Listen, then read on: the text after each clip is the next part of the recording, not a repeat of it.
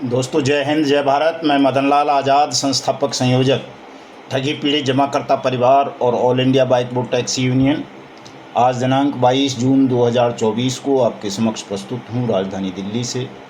कुछ बड़ी खबरें, विशेष बातें आप सबको बताने के लिए पूरा वीडियो तमाम साथी ध्यान से सुन लेंगे। जिन साथियों ने हमारे यूट्यूब चैनल को सब्सक्राइब नहीं किया है वो इसे यूट्यूब पर जाकर पूरा ध्यान से सुन लेंगे। ज़्यादा से ज़्यादा इसे शेयर करेंगे ताकि लोगों को सही चीज़ों की जानकारी हो सके, उनका ज्ञानवर्धन हो सके, सही सूचनाएं उन्हें मिल सकें। और लाइक और कमेंट भी ज़रूर कर देंगे साथियों। तो जैसा कि मैं हमेशा कहता हूं साथियों, और कबीर साहब ने भी कहा है ये कि धीरे धीरे रे मना, धीरे सब कुछ हो, माली सींचे सौ घड़ा, ऋतु आए फल हो। यानी अगर आप धीरे धीरे संयम के साथ लगातार प्रयास नहीं करेंगे तो निश्चित रूप से आप विफल हो जाएंगे, और अगर धीरे धीरे लगातार अपना काम करते रहेंगे तो निश्चित रूप से आपको सफलता प्राप्त होगी। ऐसा भी नहीं है कि जी पौधा लगा दिया और उसमें एक साथ 100 घड़ा पानी डाल दिया तो वो मर जाएगा। अगर धीरे धीरे उसकी पानी से सिंचाई करते रहेंगे तो जब ऋतु आएगी, समय आएगा तो वो वृक्ष बनेगा, पौधा बड़ा होगा और उससे निश्चित रूप से फल भी प्राप्त होगा। तो इसी तरह का हमारा ये आंदोलन है, सत्याग्रह आंदोलन, जिसे मिशन भुगतान का भी नाम हमने दे रखा है, मिशन भुगतान भारत यात्रा कार्यक्रम के अंतर्गत परसों यानी 24 जून 2024 को सुबह 9 बजे से पहले हम सबको राजस्थान के मुख्यमंत्री साहब के आवास पर पहुंचना है। राजस्थान के साथियों ने सूचना दी है कि जो भारतीय जनता पार्टी के कार्यालय में जन सुनवाई का कार्यक्रम होता था, जनता दरबार लगता था, वो स्थगित कर दिया गया है। लेकिन मुख्यमंत्री के आवास पर प्रतिदिन सुबह 10 बजे तक जन सुनवाई होती है और उसी जन सुनवाई में हिस्सा लेने के लिए हमारे राजस्थान के साथियों को 24 जून को मुख्यमंत्री आवास पर पहुंचना है।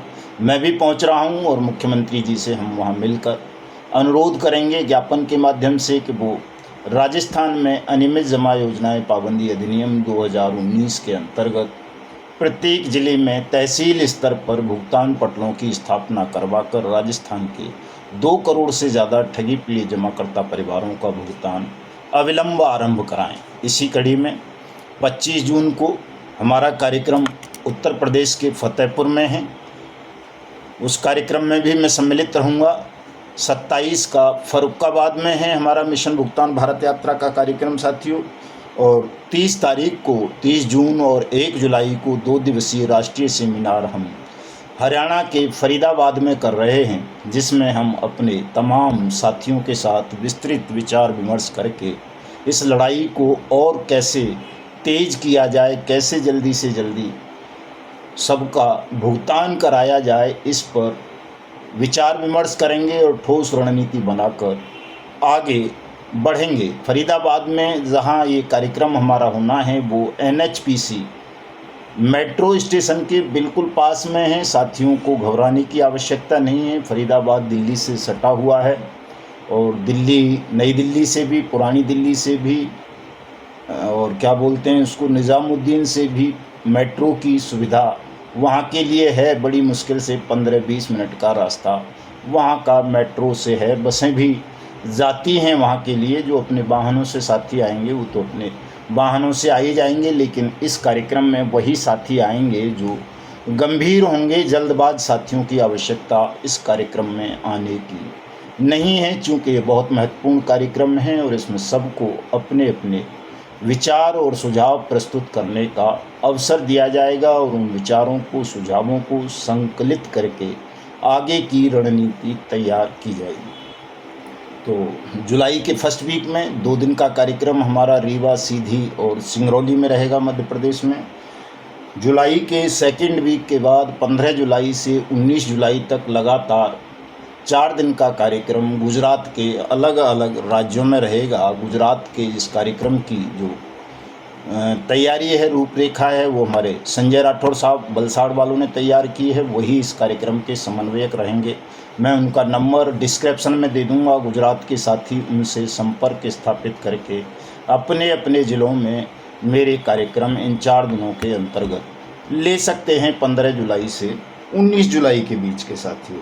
और आज हमारे साथी हरियाणा के हमारे क्या नाम है अपना, नरेश कुमार जी जिला अध्यक्ष करनाल, राम जुआरी साहब उप जिलाध्यक्ष पानीपत, बलजीत सिंह जिलाध्यक्ष कैथल, सुषमा देवी जिलाध्यक्ष अम्बाला और राजकुमार शर्मा जी प्रदेश महासचिव हरियाणा। हरियाणा के मुख्यमंत्री जी से चंडीगढ़ जाकर के मिले थे। उन्होंने उनको आश्वासन दिया है कि हरियाणा के चीफ सेक्रेटरी के साथ अगले हफ्ते तक वो हमारे साथियों की मीटिंग आयोजित करवाएंगे और हरियाणा में नए सिरे से तमाम डिप्टी कमिश्नर्स यानी डीसी जिन्हें कह देते हैं उनको और पुलिस अधिकारियों को आदेशित कर दिया जाएगा लिखित में कि वो सभी ज़िलों में तहसील स्तर पर भुगतान पटलों की स्थापना करके जल्दी से जल्दी ठगी पीड़ितों का भुगतान आरंभ करें। इसी कड़ी में साथियों हमारे महाराष्ट्र के प्रदेश अध्यक्ष आदरणीय दिलीप काका जी बर्वे साहब ने आज नासिक में एक शानदार बैठक का आयोजन किया है, जिसमें सुनील वाजे साहब, राजगुरु साहब, Chatur sir, Sonawade madam, Salunkhe madam, Chhattiya madam, Deshmukh madam, Shahane madam और गुतबणु कदार साहब वगैरह ने शिरकत की। बड़ी मीटिंग थी, बहुत सारे लोग जुटे और वो तैयारी कर रहे हैं अब जल्दी से जल्दी महाराष्ट्र में भी सभी स्थानों पर भुगतान पटल स्थापित करवाने की, भुगतान करवाने की साथियों। और इसी तरह से मैंने आपको तमाम कार्यक्रम लगभग बता ही दिए हैं।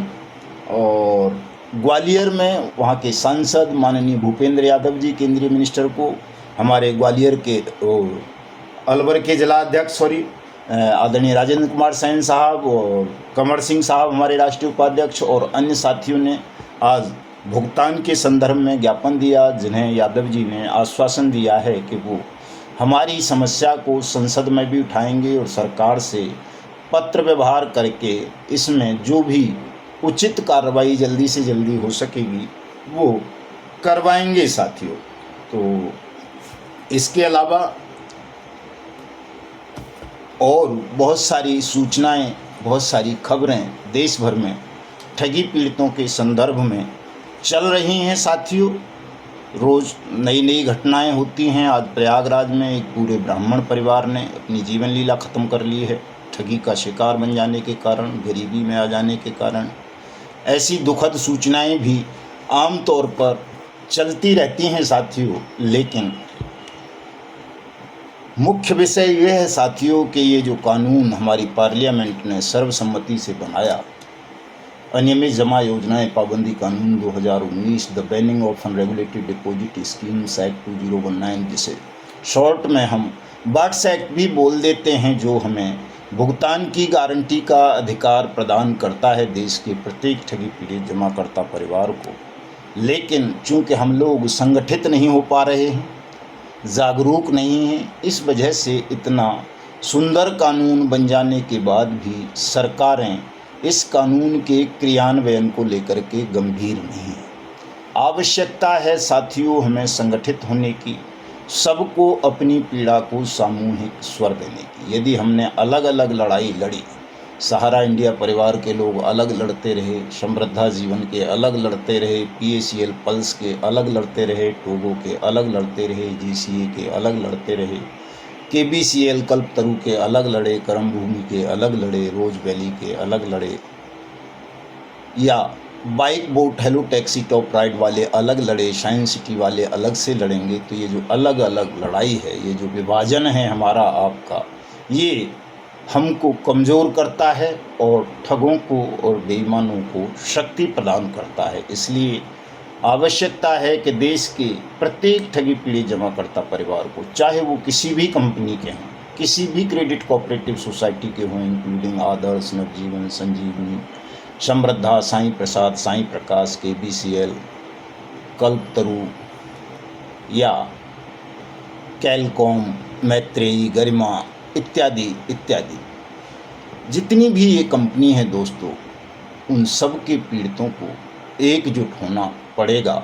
और जिस दिन आप एकजुट हो जाएंगे उस दिन अनियमित जमा योजनाएं पाबंदी अधिनियम 2019 देश में सख्ती के साथ क्रियान्वित होना आरंभ हो जाएगा और हमारे प्रयासों को भी एक बड़ा बल मिल जाएगा। ये जल्दी ही कामयाबी आप सबको मिल जाएगी। इसी कड़ी में हम 31 जुलाई 2024 को शहीद आजम ऊधम सिंह जी के शहादत दिवस पर राजधानी दिल्ली में एक बड़ा कार्यक्रम आयोजित करेंगे, जिस कार्यक्रम में हम सरकार के प्रतिनिधियों को यानी सत्ता पक्ष के लोगों को भी और विपक्ष के नेताओं को भी सादर आमंत्रित करेंगे, उन्हें बुलाएंगे, उनके सामने आपकी पीड़ा को रखेंगे और उनसे आग्रह करेंगे कि वो जल्दी से जल्दी आपकी समस्या का निवारण करें, इस कानून को देश भर में लागू करवाकर सबका भुगतान कराएं।